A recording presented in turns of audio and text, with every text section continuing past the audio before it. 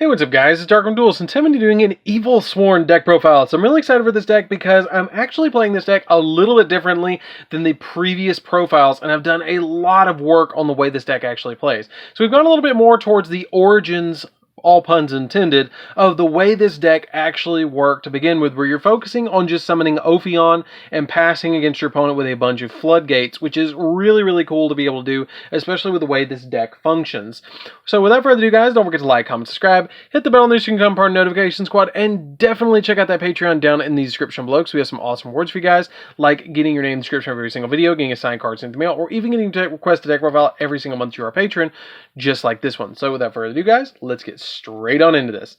So first off, we're going to be playing 3 copies of Evilswarm Kyrkion. So Evilswarm Kyrkion has a really neat effect that's just like Constellar Sombre, with the effect of that you can target one monster in your graveyard that's an Evilswarm, and banish it from your graveyard, and then target another one in your graveyard and add it back to your hand, and then you can normal summon an additional time, which is pretty good. You can only use the effect of this card once per turn. You also play 3 copies of Evilswarm Caster. Evilswarm Caster gives you an additional normal summon during your turn, which is a really cool effect to be able to get another normal summon during the turn this card was normal summon. We then play 3 copies of Evilswarm Mandragora. Mandragora is a card that I've been thinking about dropping down to 2 because it's good, but this is a particularly going first build, but I like having the numbers of my Evilswarms, but I've been thinking about dropping this card down to 2 and playing 3 copies of Thunderbird, because the effect of this card is if you control, if your opponent controls more monsters than you do, you can special summon this card from your hand, but since we're going first, this card's pretty much a vanilla when you're going first. But with the copies of your Evilswarm Caster, you're essentially just trying to get another monster on the field. Then we played 2 copies of Evilswarm Thunderbird. Evilswarm Thunderbird is a card that I've been thinking about bumping back up to 3 and bumping Mandragora back down to 2. So I will mention you guys, if I do test hands, that if I do decide to change that, but just keep in mind you can play around the ratios of this and play 3 and 2 or 3 and 2, or depends on whichever way you want to play. But what this card does is if your opponent activates during either player's turn, if a card is activated, this card just runs away and banishes itself, and then during the next standby phase it returns to the field, and if you do, it gains 300 attack, which is pretty good. We play 3 copies of Evilswarm Heliotrope, which is essentially Evilswarm Bloodstone, which is the effect of, or not the effect of this card, but actually the name of this card, because a Heliotrope is a Bloodstone, if you guys didn't know that, which is a cool little trivia for you guys. So what this card does is it's essentially the vanilla that you're going to be summoning off your Rescue Rabbit, which is a very old way of playing this deck, but everybody still plays this deck this way. And if you actually notice, this is actually backwards. The text is backwards, which is pretty cool. We then play 3 copies of Rescue Rabbit, because the Rescue Rabbits let you summon out your Evilswarm Heliotrope from your deck, and you special summon 2 of them and then make an Ophion, which is pretty good. We then play 3 copies of Ash Blossom, because you just want to stop your opponent from doing all their shenanigans, and it's a really good card to be able to drop against your opponent. So that's it for the monsters, guys. Let's get into the spells. I will mention you guys, keep in mind something about this deck. All of these monsters are different types, which is extremely important to what I'm going to be showing you in a minute, because these are Spellcaster, Warrior, Plant, Thunder, and then you have rock monsters as well, so that's something to keep in mind for a later card that I will bring up when we get to the traps. So we're going to be playing 3 copies of Call by the Grave. The 3 copies of Call by the Grave are really good in this deck to be able to stop your opponent from doing all sorts of shenanigans against you, like dropping hand traps and stuff like that. You don't want to have to deal with hand traps in a deck that's already cannot lose advantage.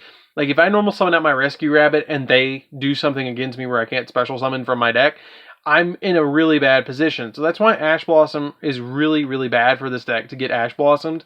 So Call by the Grave is really essential. We then play a single copy of Dimensional Fissure, because we don't care if our monsters get banished. That's totally fine if you want to banish my monsters. I don't care. It's going to hurt my opponent more than it's going to hurt me. So I activate the copy of D-Fissure to just stop my opponent.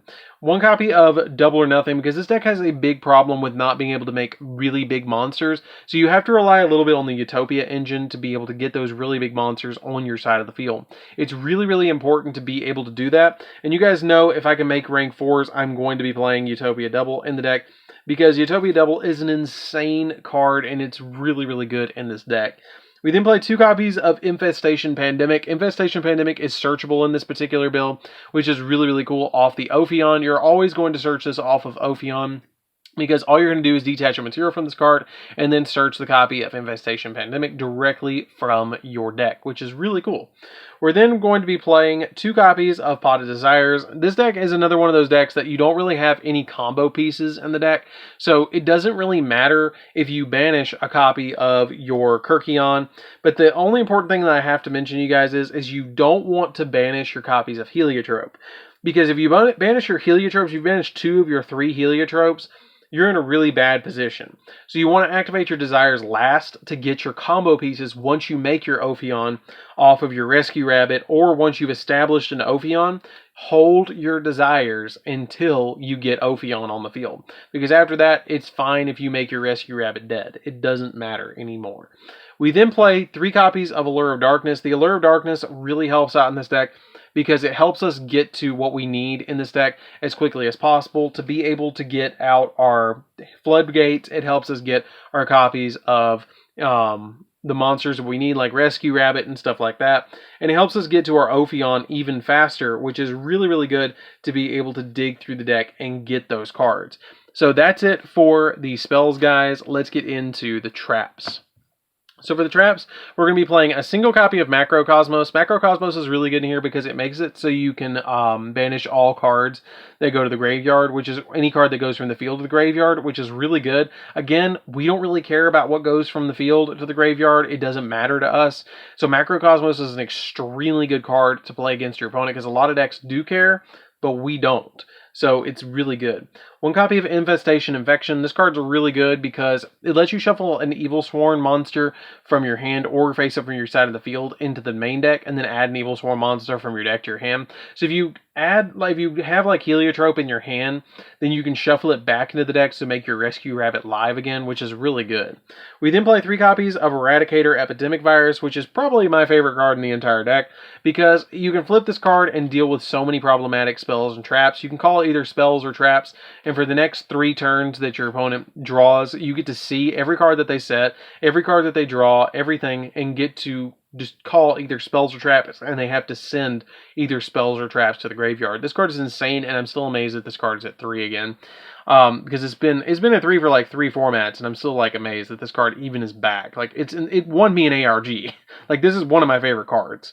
We then play 3 copies of There Can Only Be One. There Can Only Be One is insane because each player can only control 1 monster of each type, which is what I was mentioning to you guys earlier about having the Spellcaster, Warrior, Rock, Plant, and Thunder monsters in the main deck along with Beast and Zombie, which is really important to this deck to be able to just lock our opponent down. So if you actually have an Ophion on your side of the field, or 2 Ophions on your side of the field, or 2 monsters on your side of the field that are 2500 attack and they're dark. So if I have 2 Ophions, we're just going to go with double Ophion. I can tribute one of them with Eradicator, have the copy of There Can Only One set, flip this, call spells, lock them down from summoning, lock them down from high level summoning, and lock them down from spells, and I pretty much won. I mean, a lot of people at that point are going to scoop because there's not much that you can do against me at that point. Another card that I will mention, you guys, if you feel like you're not making enough rank 4s that are high enough to tribute off the Eradicator, you can actually change the Eradicator out for Anti-Spell Fragrance if you want to go that route. So either Anti-Spell or Eradicator is a really good option in this position. So that's it for the traps, guys. Let's get into the extra deck. So for the extra deck, we're going to be playing 2 copies of Evilswarm Ophion. I do not feel like you need more than 2 copies of Ophion, because if you're making more than 2, you're probably losing anyways. What this card does is, while this card has an XYZ material, level 5 or higher monsters cannot be special summoned. And then once per turn, you can detach a material from this card to add an infestation spell or trap from your deck to your hand, which is Pandemic or Infection. The really cool thing about this is a lot of people attempt to kaiju this, and they don't realize that, guess what? You can't kaiju Ophion because you're attempting to special summon a monster that is level 5 or higher. So this deck does not care about kaijus. This deck does not care about Nibiru. You try and Nibiru me, and it says you're attempting to activate the effect to board wipe and then special summon. You can't do it because Ophion is going to block that effect, which is really, really good. The other thing about Ophion that you need to keep and remember about this card is that it searches Infestation Pandemic, which makes them immune to spell and trap effects, which is really good in this deck. We then play one copy of Bahamut, which is essentially Big Eye without the being able to not attack. It lets you once per turn take an opponent's monster and then discard an Evilswarm monster, which is really, really good. I like that effect, to be able to take that opponent's monster. You can take anything from a Boral Sword all the way down to a Karibo. It doesn't care. You can take anything. Exciton Knight, because it is one of the most powerful XYZ monsters in the entire game, and it blows board. Nightmare is a card that I've really started to throw back into this deck, because with Link monsters not being so prevalent anymore and more decks becoming like Synchro, Fusion, any of those other types, this card is actually really good now, because you can put this on the field and make it so that you can detach a material from this card and book a moon an opponent's monster, which can come up really handy, especially if you're playing with Evilswarms. If you can make this plus a copy of Ophion, you can essentially book a moon, the only normal summon they're probably going to get on their turn, or the only summon they're going to get, and then beat over it with an Ophion. We play a single copy of Tornado Dragon just to pop spells and traps. We play one copy of Baguska because Baguska helps out a lot, being able to just lock your opponent down. One copy of Abyss Dweller. The Abyss Dweller comes in, again, super handy to lock your opponent's graveyard down. One copy of Cowboy so you can give him game, which is really cool, or go into time and give him the 800 damage, which is pretty good. One copy of number 60 because it can double the attack of an Ophion or double the attack of another monster, which is really good. Let you draw 2, discard 1, or even let you special summon a monster in the graveyard to give you an additional XYZ play, which is super helpful. One copy of Utopia double, so you can get that Utopia double play off to OTK your opponent for using Utopia, or using this, detaching a material, searching double or nothing, and then immediately overlaying Utopia on top for 5,000. Attack your opponent, detach a material, drop double or nothing, and OTK your opponent with the 10,000 attack point double or nothing Utopia. We then play a single copy of Utopia Lightning, because if you banish off the desires your copy of Utopia, or double or nothing, you have the backup of using lightning instead.